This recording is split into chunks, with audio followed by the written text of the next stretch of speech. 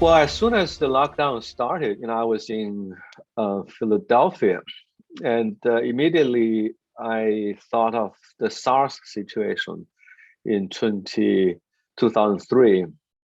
And of course, people on social media in China were also thinking of the SARS situation. So I wanted to read a little bit about the SARS.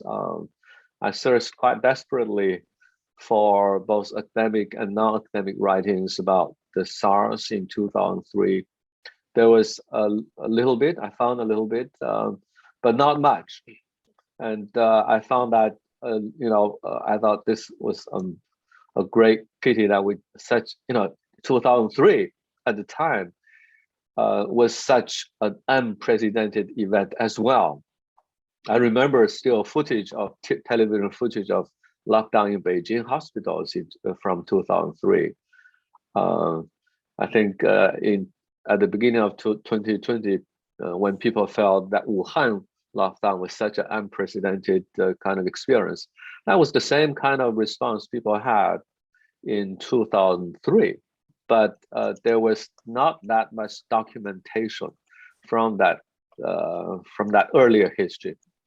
So I immediately realized that I wanted as much as possible to at least to document some of these events. And it just happens that as soon as the lockdown started, Wuhan residents began to post their lockdown diaries, and so many of them appeared on social media. I immediately realized that these were the most precious, the prime data source for a social scientist, really. And I've always preferred to use this kind of documents for my own research. Even when I was working on my book on the Red God generation, I used diaries of the Sandown youth. I used their letters.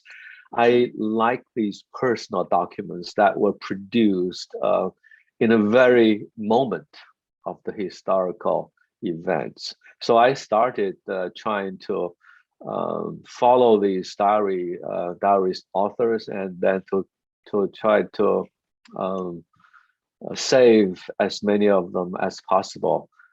And of course, I spent a lot of time reading these diaries. I just realized very quickly they were so rich and would be really valuable material for me to write about.